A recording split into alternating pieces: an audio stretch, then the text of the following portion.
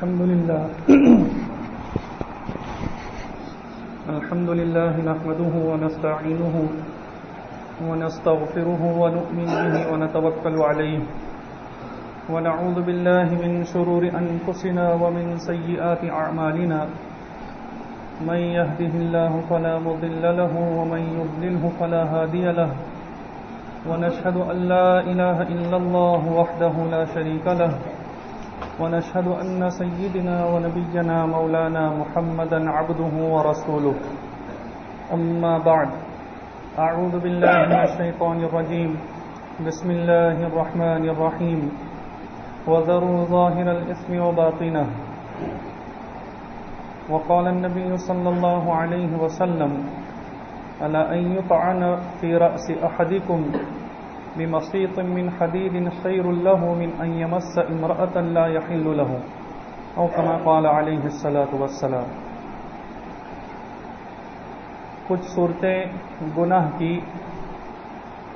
جس میں اکثریت مبتلا ہوتی ہے اور اس کو ہم گناہ سمجھتے نہیں ہیں. چند صورتیں میں نے آپ کے سامنے بتلا دی. ان میں سے ایک صورت کوئی شخص ہاتھ کے ذریعے اپنی شہوت کو پوری کرتا ہے، کوئی عورت ہاتھ کے ذریعے اپنی شہوت کو پوری کرتی ہے. یہ بھی صورت زنا میں داخل ہے اور اس کے کیا کیا نقصانات ہو سکتے ہیں، آخرت میں جو ہوں گے وہ الگ. اسی دنیا میں جو مشت زنی میں شخص مبتلا ہوتا ہے اسے کیا کیا نقصانات ہو سکتے ہیں وہ تفصیل کے ساتھ گزشتہ جمعہ آپ کے سامنے عرض کر دیا گیا. پھر اس میں ایک صورت یہ بھی بتلائی تھی کہ کچھ صورتیں ایسی ہیں کہ بیوی کے ساتھ بھی ہم اس طریقے سے اپنی شہوت اپنی ضرورت پوری نہیں کر سکتے، وہ بھی زنا کی فہرست میں آتی ہیں. اللہ کے نبی صلی اللہ علیہ وسلم ارشاد فرماتے ہیں من اتا حائضا او امرأة فی دبرها او کاہنا فقد کفر بما انزل. کوئی شخص اگر اپنی بیوی کے پاس ناپاکی کی حالت میں یا اس کے پیچھے کے راستے سے آتا ہے یا کسی کاہن کے پاس جاتا ہے، نجومی کے پاس جاتا ہے، فقد کفر بما انزل علی محمد، تو گویا اس نے اس شریعت کا انکار کیا، کفر کیا جو شریعت، جو احکام، جو کتاب محمد صلی اللہ علیہ وسلم پر نازل ہوئی. گویا وہ اس کا انکار کرتا ہے، کفر کرتا ہے. کاہن، اس حدیث میں اور ایک لفظ اللہ کے نبی نے کہا کاہن، جس کو ہم کہتے ہیں ایسٹرولوجر. وہ ہاتھ کو دیکھ کر، پامسٹری جس کو کہتے ہیں، ہاتھ کی لکیروں کو دیکھ کر کہتا ہے کہ یہاں آپ کے ہاتھ میں ابھی فی الحال وقت خراب چل رہا ہے، یہ ہاتھ کی انگلی یہاں ٹیڑھی جا رہی ہے، اس کو اگر آپ کو سیدھا کرنا ہے تو 501 روپے آپ کو دینا پڑے گا. یہ ساری کی ساری باتیں حرام، ناجائز. اور اگر کوئی مسلمان ان چیزوں میں پڑتا ہے تو اس سے اس کا ایمان رخصت ہو جاتا ہے. آدمی، ایک مسلمان خاص کر کے چند پیسوں کے لیے اپنے ایمان کو نہیں بیچتا. ایمان بہت بڑی دولت ہے.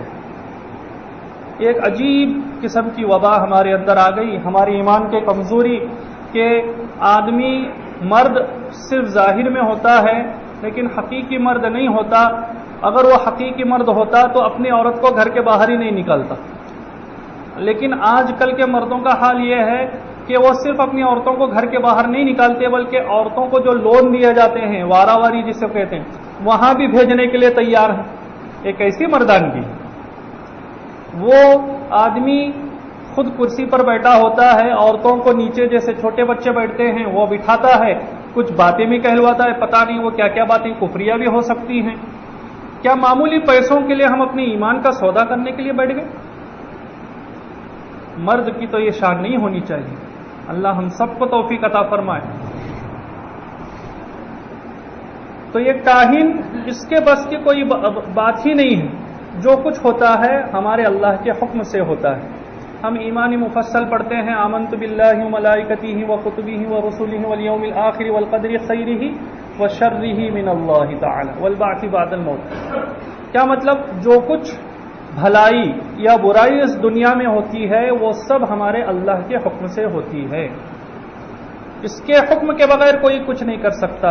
اللہ ہمیں یہ حقیقت سمجھا دے۔ تو خیر اس حدیث میں وہ کاہن کا لفظ آ گیا ورنہ بات دوسری طرف نکل جائے گی۔ تو ہم اب ایک شوہر اپنی بیوی سے کس طرح ضرورت پوری کرے وہ بھی تفصیل کے ساتھ قرآن اور حدیث سے علماء نے مستنبط کر کے بتلا دیا، موقع نہیں ہے کہ بتلایا جائے۔ زنا کی بہت سی صورتیں ہیں، زنا خود اپنی ذات میں بہت سنگین ہے، بہت برا ہے، لیکن کچھ صورتیں ایسی ہیں کہ وہ گھناؤنے پن میں بہت زیادہ بڑھ جاتی ہیں۔ ہم ایک کام کریں کہ ہم آج ایسی ترتیب سے چلیں گے کہ پہلی کیٹیگری یہ، پھر اس سے خطرناک زنا اپنی ذات میں بہت قبیح فعل، بہت برا کام، پھر زنا میں یہ زنا اس پہلے زنا سے زیادہ سنگین۔ تو ہم اس ترتیب سے دیکھتے چلیں۔ سب سے پہلے میں نے بتلایا تھا آپ کو کہ عورت کے ساتھ زنا جو ناجائز طریقے ہیں وہ کرنا، عورت کے ساتھ گویا زنا کرنا ہے۔ اس میں اور ایک صورت جو بتانی رہ گئی تھی، ایک شوہر اپنی بیوی کے ساتھ اپنی ضرورت پوری کر رہا ہے، لیکن وہ اپنی بیوی کے ساتھ تو ضرورت پوری کر رہا ہے، اپنی بیوی کے ساتھ تو ہے، لیکن اپنے خیال میں کسی اور کا تصور کر رہا ہے۔ علماء نے لکھا ہے یہ جتنی دیر تک اپنی بیوی جائز ہے اس کے باوجود اس کا تصور کہیں اور ہے تو یہ خیالی زنا میں شمار ہوگا۔ اسی طرح عورت بھی اگر کسی اور کا تصور جماتی ہے تو وہ بھی زنا میں شمار ہوگا۔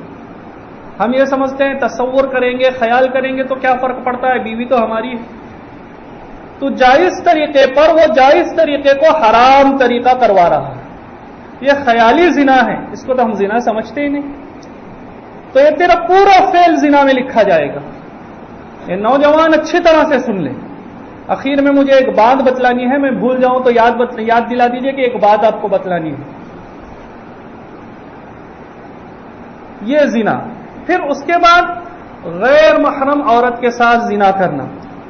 قرآن مجید نے کہا وَلَا تَقْرَبُوا الزِّنَا إِنَّهُ كَانَ فَاحِشَةً، تم زنا کے قریب بھی مت جاؤ، وہ بہت بری چیز ہے، بے حیائی کی چیز ہے، وَسَاءَ سَبِيلًا، اور بہت برا راستہ ہے۔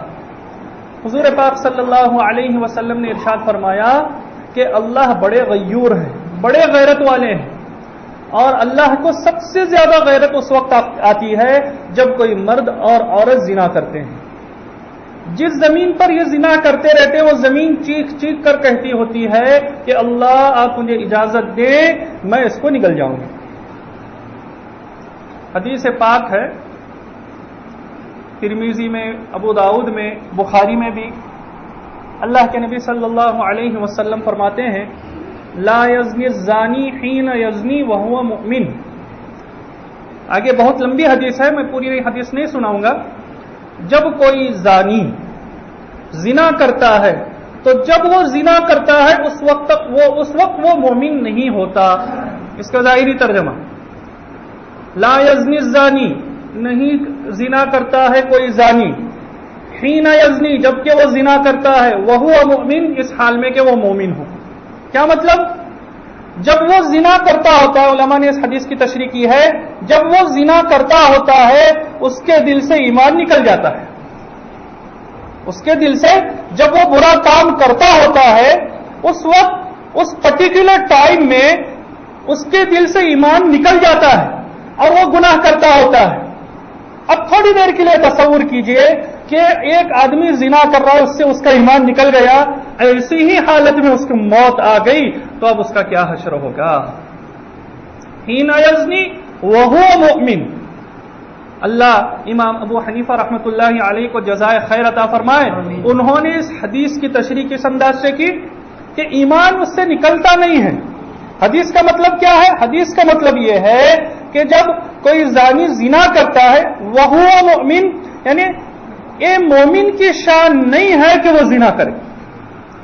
اگر وہ اپنے نفس سے مغلوب ہو کر زنا کرتا ہے اس کا مطلب یہ نہیں کہ اس سے اس کا ایمان نکل جاتا ہے.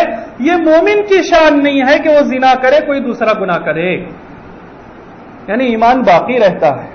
اللہ ان کی قبر کو نور سے بھرتے اور ایسے بزرگوں کی برکت سے ہمارا خاتمہ بھی ایمان پر فرما دے. لیکن پہلی تشریح کے مطابق وہ بھی ہمارے علماء حق نے ہی کی ہے، جب کوئی زنا کرتا ہے تو اس سے زنا نکل جاتا ہے، اس سے ایمان نکل جاتا ہے دل سے. بعض علماء نے فرمایا کہ اس وقت اس کو استحضار نہیں ہوتا. خیر بہت سے مطلب ہیں، لیکن ایک مطلب تو وہ بھی ہے کہ ہمارے دل سے ایمان نکل جاتا ہے. تو زنا کرنے سے پہلے، تصور لانے سے پہلے یہ بھی سوچ لے کہیں اس حال میں اگر ہم مر گئے تو ہم اللہ کے سامنے کس منہ کو لے کر جائیں؟ کیا ہم اس لائق رہیں گے کہ اللہ کے سامنے پیش ہوں؟ اللہ کو بہت غیرت آتی ہے. یہ بھی زنا کی قسم. اس سے زیادہ سنگین گناہ، سنگین گھناؤنے پن میں بڑا ہوا زنا، شادی شدہ عورت کے ساتھ زنا کرنا. ایک اگر بے شادی شدہ مرد اور عورت زنا کرتے ہیں تو ان کے بچنے کی امید ہے.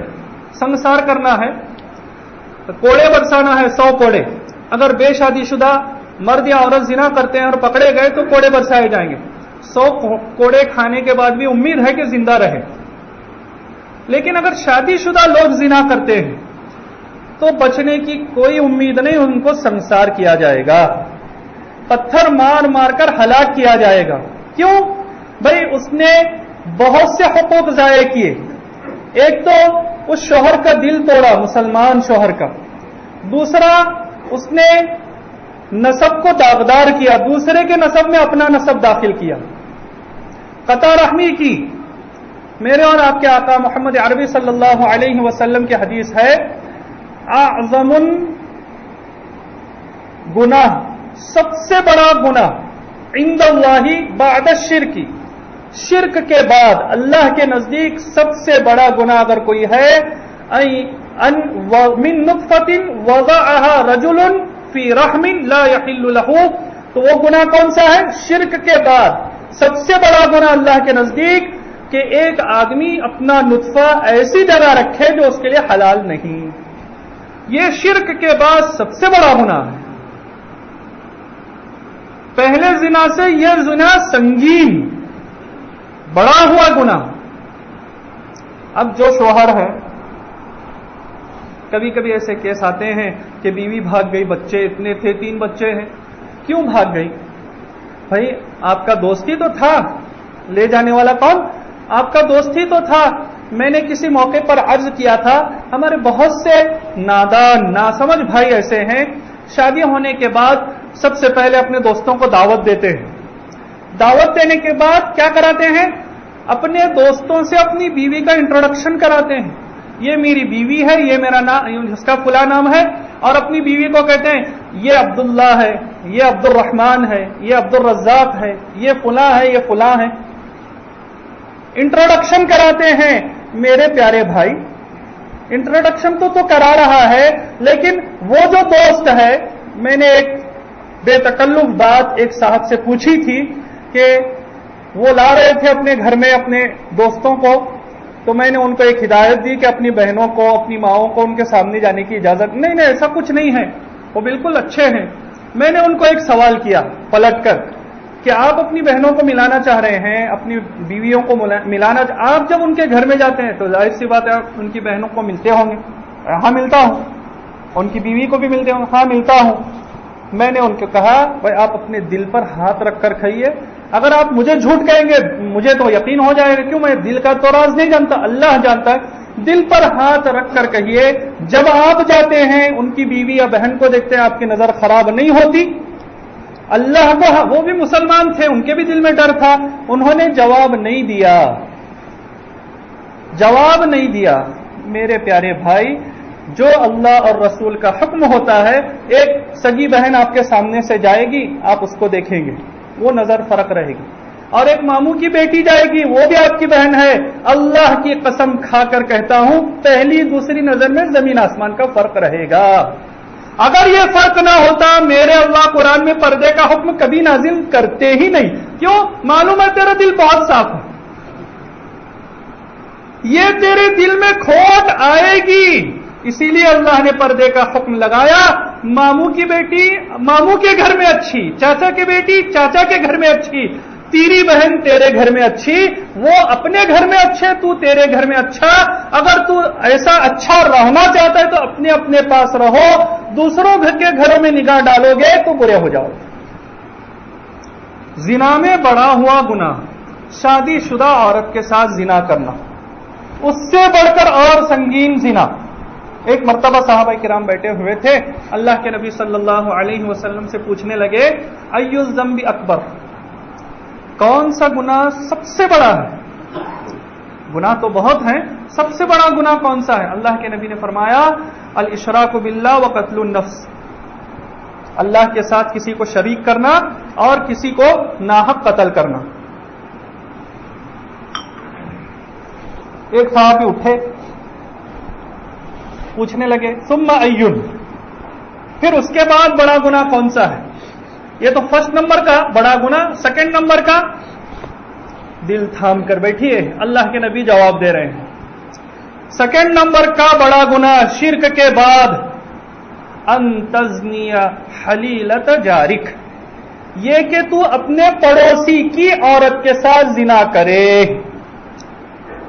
پڑوسی کی عورت کے ساتھ زنا کرے. پڑوس ہیں، ملتے جلتے رہتے ہیں، کبھی انہوں نے دال بھیجی، کبھی آپ نے فرائی چاول بھیج دیا، تو ملنا جلنا ہوتا رہتا ہے. پڑوسی بیچارہ بھروسے میں ہے کہ یہ میرا بھائی دیندار ہے، بہت اچھا ہے، اس کے بھروسے کا خون کر کر تو اس کی بیوی پر حملہ کرتا ہے. یہ شرک سے کے بعد سب سے بڑا گناہ ان تزنی حلیلت جارک، کہ اپنے پڑوسی کی عورت کے ساتھ زنا کرے. اللہ کے نبی صلی اللہ علیہ وسلم نے ارشاد فرمایا لا یؤمن، وہ شخص مومن نہیں ہے. اللہ علماء کرام پر بہت زیادہ رحمتوں کی بارش اتارے، انہوں نے اس کی تشریح کی کہ وہ کامل مومن نہیں ہے. لیکن اگر حدیث کے ظاہری الفاظ کو لیا جائے تو وہ مومن ہی نہیں ہے. کیا وہ کامل مومن نہیں ہے؟ کون؟ جو خود پیٹ بھرا سو جائے اور پڑوس بھوکا رہے. پڑوس کا اتنا حق ہے. پھر کہا واللہ لا یؤمن، واللہ لا یؤمن، واللہ لا یؤمن، اللہ کی قسم وہ مومن نہیں، اللہ کی قسم وہ مومن نہیں، اللہ کی قسم وہ مومن نہیں. 3 مرتبہ کہا. صحابہ کرام سہم کر پوچھنے لگے اللہ کے نبی کون؟ الذی لا یأمن جارہ بوائقہ، وہ شخص کہ جس کی شرارتوں سے اس کا پڑوس مامون نہ ہو، وہ مومن نہیں ہو سکتا. پڑوسی کے اتنے حقوق اور تو جا کر اس کی بیوی کے ساتھ زنا کرے، یہ زنا سنگین پہلے کے مقابلے میں جو ذکر ہوا، اس سے بڑھ کر زنا. پھر آگے اور اس سے بڑا ہوا اور زنا کیا ہے؟ اگر وہ پڑوس کی عورت تیری رشتہ دار ہو، اس سے بڑھ کر زنا. ایک تو قطع رحمی بھی ہو گئی، اس میں پڑوس کا حق بھی ضائع ہوا، رشتہ داری توڑنا ہوا. اور آپ کو معلوم ہونا چاہیے شب قدر میں تو سب لوگوں کی مغفرت ہوتی ہے، قطع رحمی کرنے والوں کی مغفرت نہیں ہوتی. بھائی رشتہ داری ہے، آنا جانا ہے. ارے اللہ کے بندے، ایک رشتہ دار تیرے اوپر ماموں ہے، وہ تیرے اوپر بھروسہ کرتا ہے یہ تو میرا بھانجا ہے، اور تو جا کر اس کی بیٹی کے ساتھ غلط کام کرتا ہے. ارے وہ کیوں نہیں سوچتا یہ میرے ماموں میرے باپ کی طرح مجھ سے محبت کرتے ہیں. میری بہن کو جب میری ماں جب ان کے پاس تھی، ان کی بہن جب ان کے پاس، تو بہت سی ضرورتیں انہوں نے پوری کی ہوگی.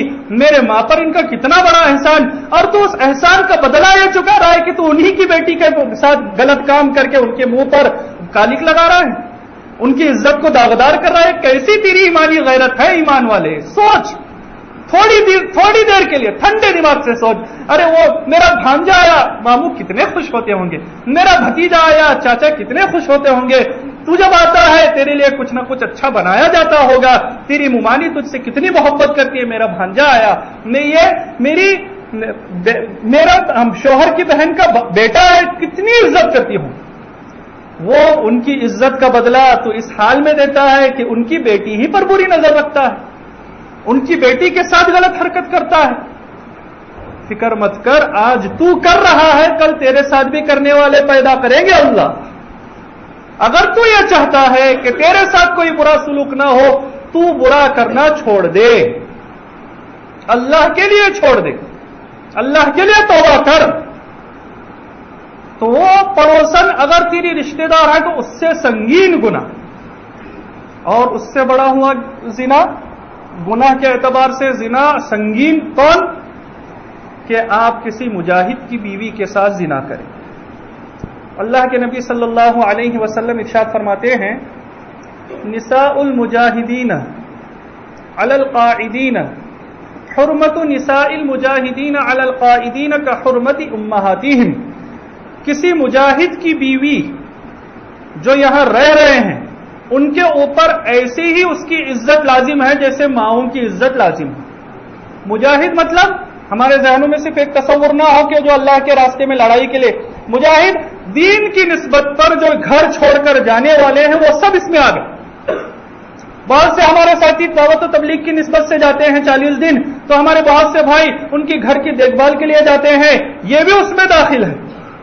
اب ایسی صورت میں اگر کوئی اس کی بیوی کے ساتھ غلط حرکت کرتا ہے، میرے اور آپ کے آقا محمد عربی صلی اللہ علیہ وسلم فرماتے ہیں کل قیامت کے دن اللہ اس شخص کو کھڑا کرے گا، پھر اس مجاہد کو بلائے گا اور کہے گا اس کے عمل میں جو تجھے چاہیے وہ لے۔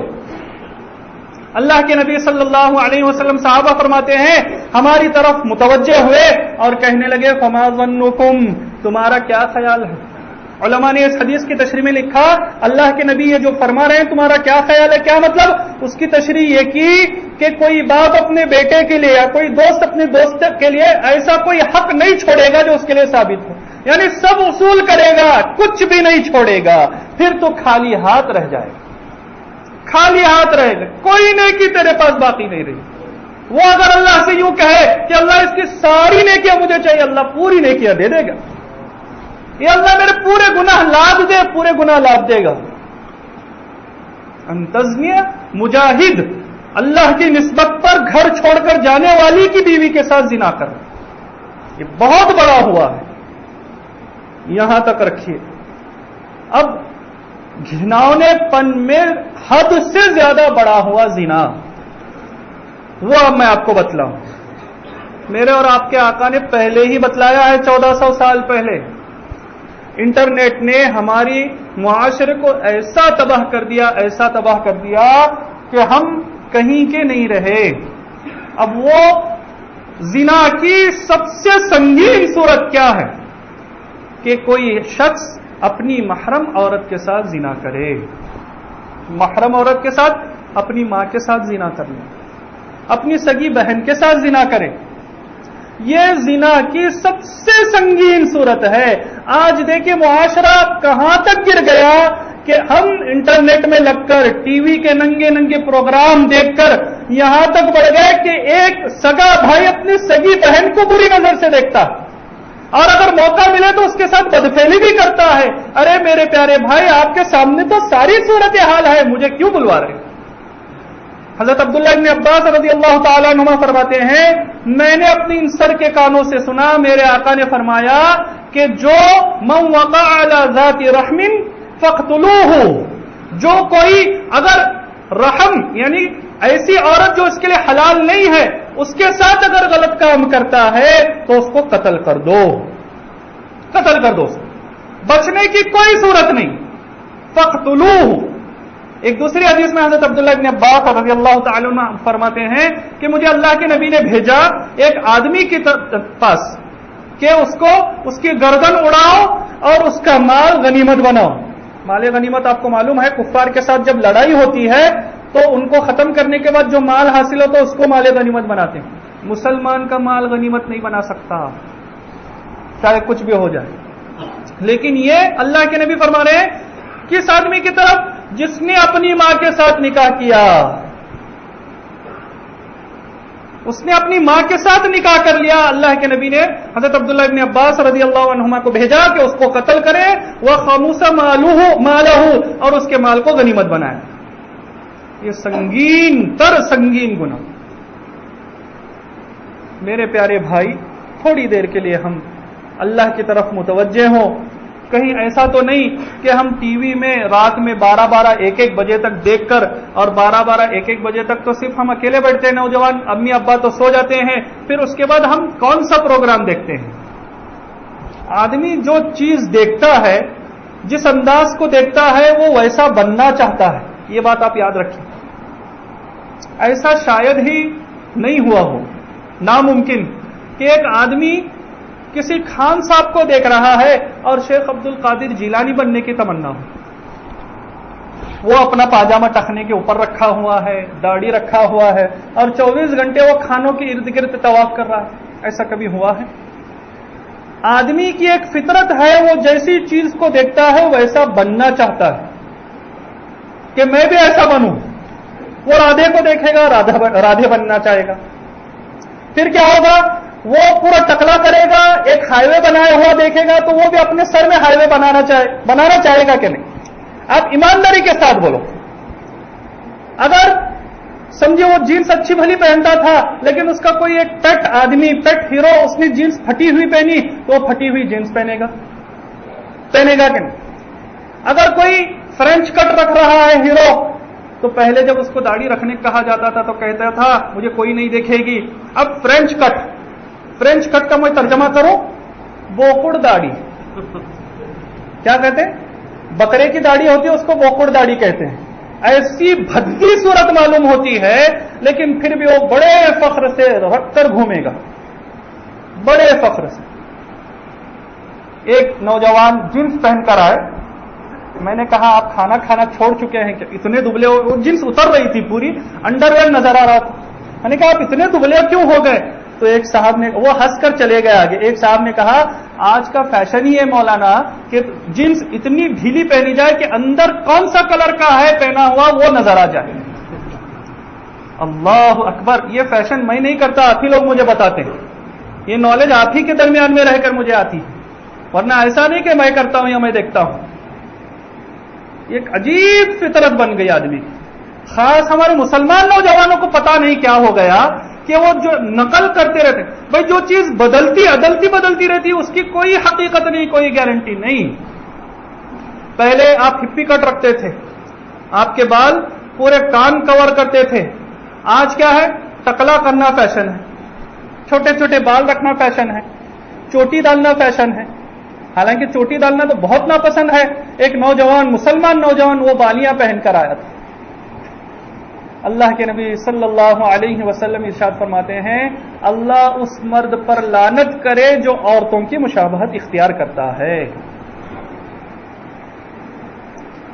اب اگر آپ کو 24 گھنٹے اللہ کے نبی کی لعنت لے کر چلنا پسند ہے تو ضرور ڈالیے.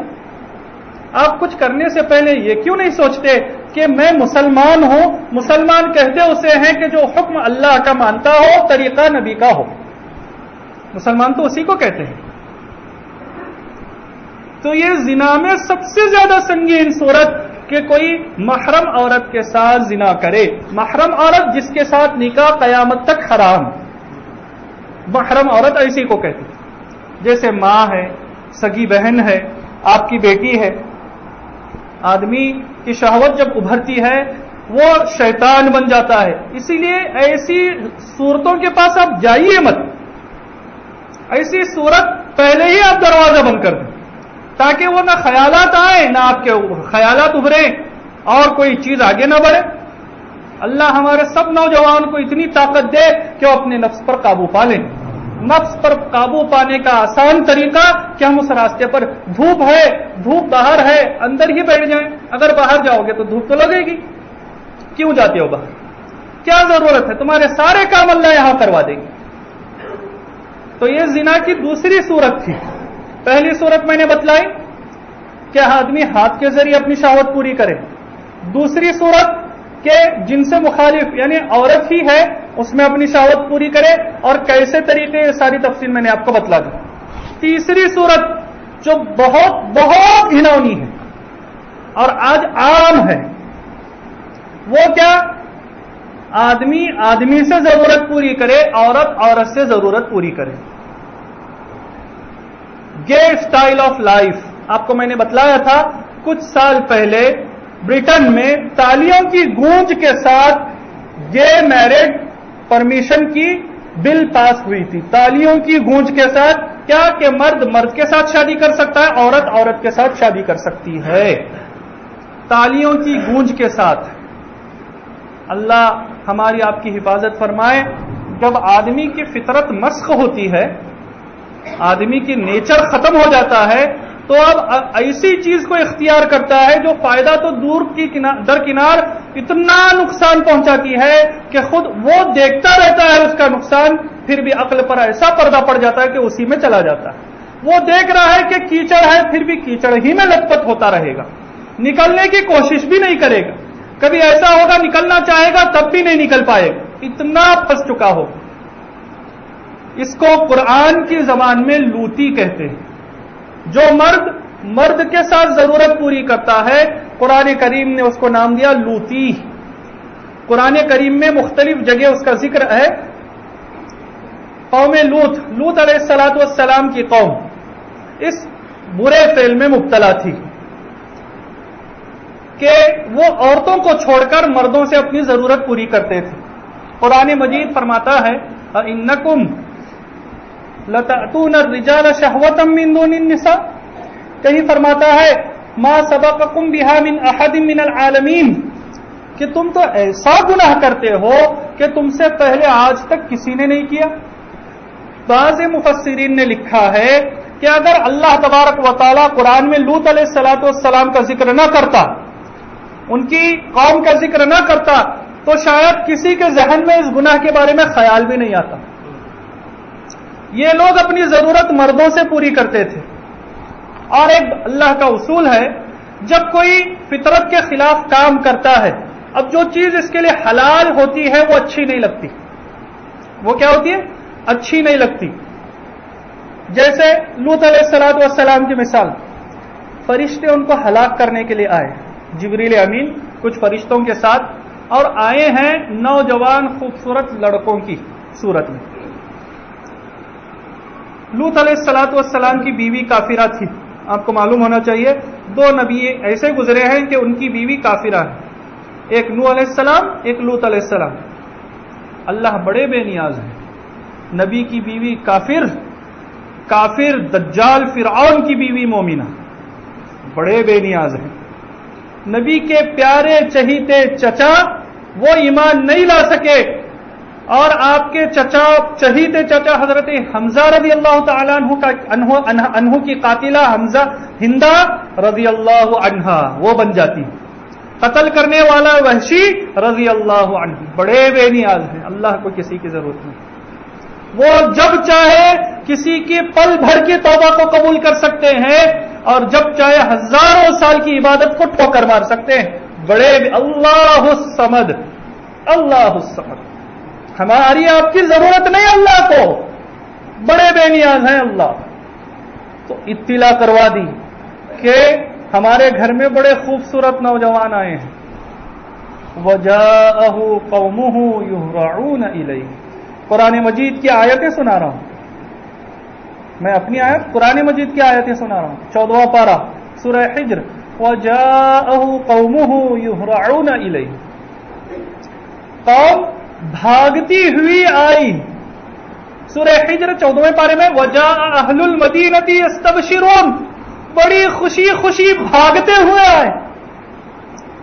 لوط علیہ الصلوۃ والسلام نے جب دیکھا کہنے لگے قال هؤلاء بناتي ان كنتم فاعلين. کہیں فرما رہے قال هؤلاء بناتي هن اطهر لكم, دیکھو یہ میری بیٹیاں ہیں, شادی کر کے یہ تمہارے لیے پاک ہے, ان سے لو, یہ میری بیٹیاں تمہارے لیے حلال ہے, لو شادی کر کے ان کے ساتھ جو کرنا ہے کرو. ان مردودوں نے کیا جواب دیا؟ قالوا لقد علمت ما لنا في بناتك من حق وانك لتعلم ما نريد. سورہ ہود آیت نمبر 79. کیا فرمایا؟ یہ قوم نے کیا جواب دیا؟ لوط تو جانتا ہے تمہاری بیٹیوں میں ہمیں کوئی انٹرسٹ نہیں ہے.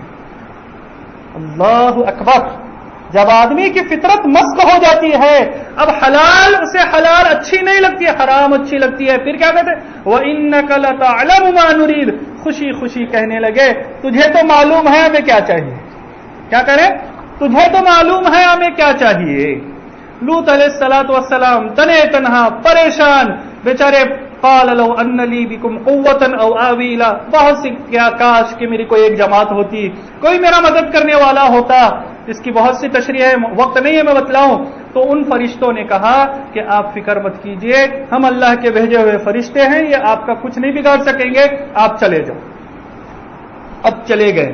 اب ان پر عذاب اتر رہا ہے. جو لوتی ہیں، قوم لوط کا عمل کرتے ہیں، اللہ انہیں 5 طریقے کا عذاب دیتا ہے. قرآن مجید کی آیتیں میں سناؤں گا آپ کو. 5 طریقے سے عذاب.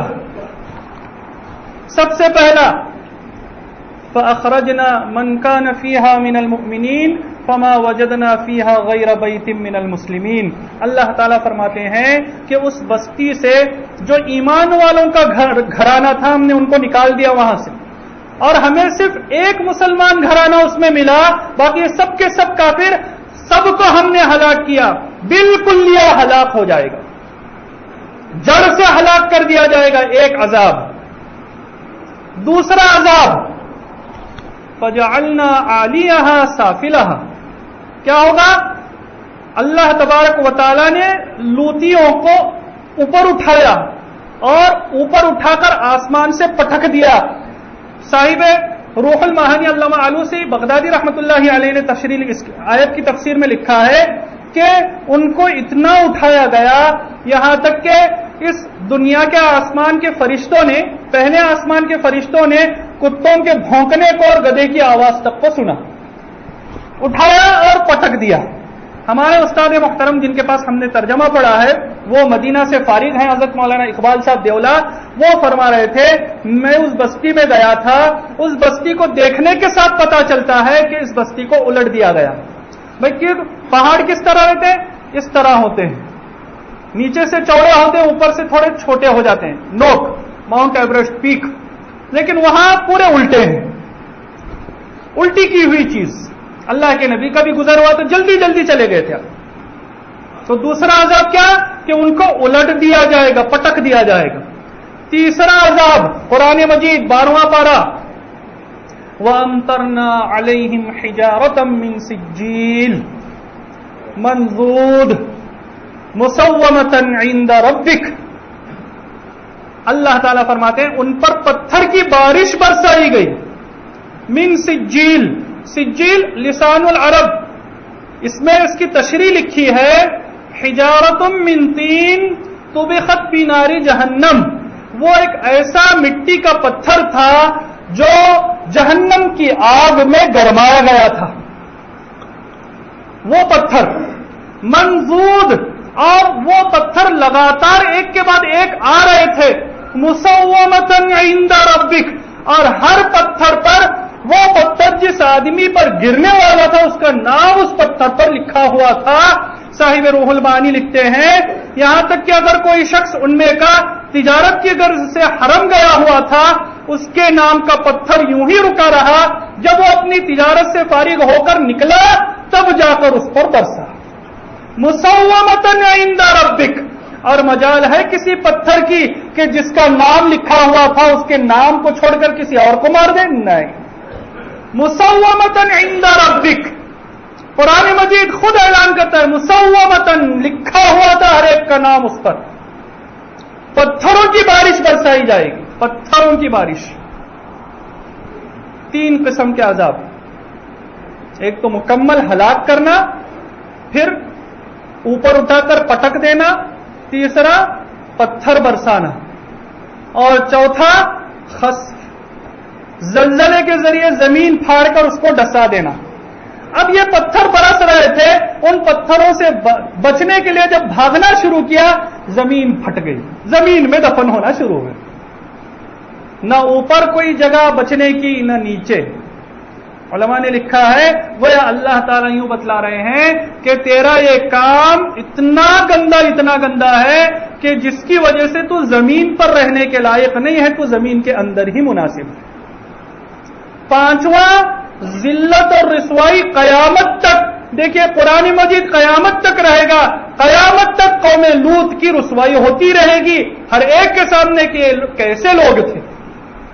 5 قسم کا عذاب. ایک عجیب بات ہے. آدمی زنا سے تو بچ سکتا ہے، ممکن ہے. بھائی ایک کمرہ ہے، اگر میں کسی عورت کے ساتھ داخل ہو جاؤں گا تو سارے لوگ شک کریں گے بھائی کس عورت کو لے کر جا رہا ہے. لیکن اگر کوئی لڑکا ہی میرے ساتھ جا رہا ہے، کوئی لڑکا جا رہا ہے، یہ گناہ سے بچنا بڑا مشکل. عورتیں تو ہر محفل میں نہیں آ سکتی، ہم مسجد میں آ گئے، کہاں عورتیں ہیں؟ لیکن یہاں تو لڑکے بھی رہیں گے. ہمارے اکابر، اللہ اکبر، عجیب ان کا انداز تھا. حضرت تھانوی کے بارے میں آتا ہے کہ آپ کی خانقاہ میں اگر کوئی بغیر داڑھی کا بچہ آتا تو اس کو باہر بٹھایا کرتے تھے، اندر آنے کی اجازت نہیں. عورت اتنی خطرناک نہیں ہے جتنا بغیر داڑھی کے بچہ. شیطان کا آدھا لشکر اگر عورت ہے تو یہ پونا لشکر ہے. اس سے بچنا زیادہ ضروری ہے، اس سے بچنا. کیوں؟ ان سے تو اختلاط بہت زیادہ ہوتا ہے. عورتوں سے تو ہر مرتبہ نہیں ہوتا، ان سے زیادہ ملنا جلنا ہوتا ہے. امام ابو حنیفہ رحمۃ اللہ علیہ، امام ابو یوسف، ان کے بڑے اجل شاگردوں میں سے، چیف جسٹس بنے بعد میں. جب یہ آئے تو ان کی داڑھی نہیں تھی. کہا آپ کو پیچھے بیٹھنا ہے، سامنے نہیں بیٹھنا، پیچھے بیٹھ کر آپ کو درس سننا ہے حدیث کا. 2 سال تک ہو گئے، آنکھ اٹھا کر نہیں دیکھا. پھر ایک مرتبہ پڑھنے کے لیے کہا، سبق سنا رہے تھے، آپ کا سایہ دیوار پر پڑ رہا تھا، اس میں دیکھا کہ آپ کی داڑھی نظر آ گئی. اب کہا کہ اب تم سامنے بیٹھنے کے لائق ہو گئے، اب تم سامنے بیٹھنے کے لائق ہو گئے. میرے پیارے بھائی، داڑھی اصل تو مردانگی کی علامت ہے. اسی داڑھی سے تم بہت سے گناہوں سے بچ جاؤ گے، بہت سے گناہوں سے بچ جاؤ گے. میں نے آپ کو ایک واقعہ سنایا تھا، اگر آپ کو یاد ہو. وقت نہیں ہے کہ میں وہ سناؤں. تو بے ریش، اگر سمجھیے، علماء نے ایک عجیب بات لکھی ہے. اگر کسی لڑکے کو دیکھ کر آپ کو شہوت ابھرتی ہے، اس کی طرف دیکھنا ہی چھوڑ دیں، اس کو اپنے قریب بٹھانا ہی چھوڑ دیں. یہ سب سے سنگین. اگر آپ نہیں کرتے اور بدنگاہی میں مبتلا ہوتے ہیں، آپ یوں نہ سمجھے صرف عورتوں کو دیکھنے کا وہ گناہ ہے، ایک لڑکے کو دیکھنے کا اس سے بڑھ کر گناہ ہے. میں آپ کو ٹیلی کر کے بتلاؤں. دیکھیں، اگر کوئی آدمی زنا کرتا ہے تو اس کو سمسار کیا جاتا ہے، پتھر مار مار کر ہلاک کیا جاتا ہے. کون پتھر ماریں گے؟ اس کو ایک گڑھا کھود کر گراؤنڈ میں گڑائیں گے اور ہم ہی لوگ، انسان لوگ، پتھر مار کے ہلاک کریں گے. لیکن اگر کوئی شخص لوتی کام کرتا ہے، اللہ نے خود ان کو سمسار کیا ہے. یاد رکھو بات. پتھر کس نے مارے؟ اللہ نے مارے ہیں، انسانوں سے نہیں مروایا اللہ نے. اللہ نے خود پتھر مارے ہیں. اگر کوئی زنا کرتا ہے تو اس پر 1 مرتبہ اللہ کے نبی نے لعنت دی ہے. اگر کوئی لوتی کام کرتا ہے تو اللہ کے نبی نے 3 مرتبہ لعنت فرمائی ہے. 3 مرتبہ. اللہ اس آدمی پر لعنت کرے، اللہ اس آدمی پر لعنت کرے، اللہ اس آدمی پر لعنت کرے جو قوم لوط کے عمل میں مبتلا ہو. بہت بری چیز ہے، بہت بری چیز. اس سے کتنے نقصانات دنیا کے اعتبار سے وقت نہیں ہے کہ میں بتلاؤں. یہ گناہ سارے وہ ہیں جن کو ہم گناہ ہی نہیں سمجھتے. کبھی کبھی ایسا ہوتا ہے، کسی لڑکے کے سر پر ہاتھ پھروا دیتے ہیں، یہ سمجھتے ہیں کہ، اور دل کے بچے کے سر پر ہاتھ پھیریں، دل میں مزہ لے رہے ہیں. میرے پیارے بھائی، ظاہری لوگوں کو پتا نہیں چلے لیکن اللہ کو تو پتا چلتا ہے. تو کچھ بھی کرنے سے پہلے اچھی طرح سے سوچ لے. میں یہ باتیں کھل کر کیوں بتلا رہا ہوں؟ قرآن اور حدیث ہی کی باتیں بتلا رہا ہوں میرے پیارے بھائی. ورنہ یوں کہیں گے مولانا بہت کھل کر بول رہے ہیں. میرے پیارے بھائی، اگر یہ کھل کر بولنا جائز نہیں ہوتا تو اللہ اور اس کے رسول نہیں بولتے. یہ قرآن کی آیت ہے، قرآن مجید میں آپ کو ملیں گی. یہ کہاں کی بات ہوئی کہ اتنا زیادہ کھل کر نہیں بولنا چاہیے؟ جب آدمی کو اپنا کچھ عمل کرنا نہیں ہوتا وہ بہانے لگاتا ہے. اس کو سنت پڑھنی نہیں ہوتی تو کہتا ہے کہ وہ ساری باتیں یاد آ رہی تھی اس لیے سنت چھوڑ کر چلا گیا. ارے وہ تو تیری محرومی ہے، اللہ نے تجھے محروم کر دیا سنت پڑھنے سے. اگر یہ ساری چیزیں اللہ کو اگر مناسب نہیں ہوتی، اللہ کبھی نہیں بتلاتے، اللہ کے نبی کبھی نہیں بتلاتے. یہ سارے احکام قرآن اور حدیث سے میں نے آپ کو بتلائے، اپنی طرف سے نہیں بتلائے. ہاں، یہ بات عجیب ہے کہ آدمی اپنا کوئی کام کرتا ہے تو اس کے لیے دلیل پیش کرتا ہے. اب اس کو یہ باتیں فطری چیز ہے، آدمی کسی گناہ میں مبتلا ہوتا ہے تو اگر بتلایا جائے تو اسے برا لگتا ہے. برا لگنا ٹھیک ہے، بہت اچھی بات ہے، لیکن گناہ تو چھوڑ. یہ باتیں مسجد میں بیٹھ کر میں بتلا رہا ہوں، قرآن کی آیت کا ترجمہ کر رہا ہوں، حدیث کس کتاب میں وہ بتلا کر ترجمہ کر رہا ہوں، تجھے برا نہیں لگتا؟ اور گندے گندے سینز تو اپنی پوری فیملی کے ساتھ بیٹھ کر ٹی وی دیکھتا ہے، اس وقت تجھے کچھ بھی احساس نہیں ہوتا؟ اللہ اکبر! اللہ رسول کی بات سنائی جائے تجھے، دلیل بھی پیش کرتا ہے۔ ایک عورت بال کاٹتی تھی، آپ کو معلوم ہے بال کاٹتی تھی، اس کے پاس ایسی زبردست دلیل کوئی عالم اس کا جواب ہی نہیں دے سکتا۔ پوچھا بھائی آپ کیوں بال کاٹتی ہو؟ کہنے لگی بال اس لیے کاٹتا ہوں، واک کٹ تھی، بال اس لیے کاٹتی ہوں، بال لمبے ہو جائیں گے تو اس میں جوئیں بہت ہو جائیں گے اور آپس میں زنا کریں گی۔ واہ صاحب، دیکھیے دلیل، دیکھیے بال لمبے ہو جائیں گے، جوئیں پڑیں گے، آپس میں زنا کریں گی، اس لیے بال کاٹتی ہوں۔ جواب دو اس کا، کتنا عظیم گناہوں سے بچا رہی ہے وہ جوؤں کو بیچاری، ورنہ جہنم کے آگ میں جل جائیں گی بیچاری، جوؤں کو بچا رہی ہے وہ۔ اللہ اکبر! یہ شیطان کا ناغہ ہے۔ یہ سارے گناہ میں نے آپ کو بتلائے، چلیے بتلائے۔ اب ایک مثال، کوئی شخص ان گناہوں میں مبتلا تھا، یہ ساری باتیں اس نے سنی کہ میں گناہ کرتا تھا، میں اپنی ماموں کی بیٹی کے ساتھ، اپنے ماموں کے ساتھ خیانت کرتا تھا، چاچا کے ساتھ خیانت کرتا تھا، یا کسی لڑکے کے ساتھ ایسا غلط کام کرتا تھا۔ اب دل میں یقیناً شرمندگی ہوگی، یہ گناہ ہے، قرآن اور حدیث میں اس کی ساری وعیدیں میں نے آپ کو سنائی، تو کیا یہ گناہ جس میں میں مبتلا تھا کبھی معاف نہیں ہو سکے گا؟ کیا اللہ اس کو معاف نہیں کریں گے؟ میں آپ کو ایک آیت سناتا ہوں، ان ساروں کے لیے جو زندگی بھر گناہ کرتے رہے، ان کے لیے بھی ہے۔ قل یا عبادی الذین اسرفوا علی انفسہم لا تقنطوا من رحمت اللہ، اے نبی آپ فرما دیجئے، کیا فرما دیجئے؟ قل یا عبادی، اے میرے بندوں۔ اللہ اکبر! اللہ ان سے کہہ رہا ہے، گناہ گاروں سے کہہ رہا ہے، نیک بندے وہ بعد میں، یہ اللہ کن کو کہہ رہا ہے؟ زندگی بھر جو گناہ کرتے رہے ان کو کہہ رہے اللہ، کیا نبی سے کہلوا رہے کہ آپ کہو کہ اللہ کیا کرے؟ اے وہ میرے بندوں، اللہ کہہ رہے میرے بندوں، اور کیا چاہیے؟ جنہوں نے اپنے اوپر ظلم کیا، لا تقنطوا من رحمت اللہ، اللہ کی رحمت سے مایوس مت ہو، اللہ سارے گناہ معاف کرنے والے، انہ هو الغفور الرحیم، وہ بڑے معاف کرنے والے، بڑے رحم کرنے والے۔ کتنا معاف کرنے والے ہیں، کتنا رحم کرنے والے ہیں۔ موسیٰ علیہ الصلوۃ والسلام پر اللہ نے وحی بھیجی کہ ایک فلاں بستی میں ایک فلاں نام کا آدمی ہے، آپ اس سے جا کر، حضرت مولانا سجاد صاحب نعمانی دامت برکاتہم نے ہمیں واقعہ سنایا تھا، فلاں بستی میں فلاں نام کا آدمی ہے، اس سے جا کر کہو کہ اس کے گناہ حد سے زیادہ بڑھ چکے ہیں، اب ہم اس کو ختم کرنے والے ہیں۔ نبی کو بھیجا جا رہا ہے، اپنے وقت کے نبی کو، موسیٰ کلیم اللہ کو۔ موسیٰ علیہ الصلوۃ والسلام گئے، بستی میں پہنچے، نام پوچھا، لوگوں نے ایڈریس بتا دیا، وہ گنہگار آدمی وہاں رہتا ہے، اس کے پاس گئے اور کہا مجھے اللہ نے وحی بھیجی ہے کہ اب تیرا گناہ بہت بڑھ چکا ہے، تجھے اللہ ابھی ہلاک کرنے والے ہیں۔ یہ کہہ کر موسیٰ علیہ السلام واپس آ گئے۔ اب یہ اس وقت مومن بندہ تھا، موسیٰ علیہ السلام کو مانتا تھا، کلمہ پڑھنے والا تھا۔ کلمے پڑھنے والے کی ایک عجیب تاثیر، وہ چاہے کتنا ہی گناہ کی دلدل میں پڑا ہوا ہو، دل کے کسی نہ کسی کونے میں اللہ رسول کی محبت ضرور ہوتی ہے، اس کی ضرور ہوتی ہے۔ کسی شرابی سے آپ جا رہے ہو، شراب کے نشے میں ہو، اور کوئی ہمارے نبی کے شان میں گستاخی کرے، وہ بھی لڑنے کے لیے تیار ہو جائے گا۔ اب اس گنہگار کو جب معلوم ہوا یہ بھی مومن تھا، بیٹھ گیا، اچھا اللہ، اب اللہ سے بات کر رہا ہے، اللہ میرے گناہ اتنے بڑھ گئے کہ تو اپنے وقت کے نبی کو، کلیم اللہ کو میرے پاس بھیج کر مجھے اطلاع کر رہا ہے کہ تجھے ہلاک کرنے والا ہوں۔ اب یہ کہتے ہیں یقیناً اللہ میرے بہت گناہ، اعتراف کر لیا سارے گناہ، اور میرے گناہ ایسے ہی ہیں کہ مجھے معاف نہ کیا جائے، مجھے ہلاک کیا جائے۔ اب یہ بات تو طے ہے میں ہلاک ہونے والا ہوں، اللہ ایک کام کر۔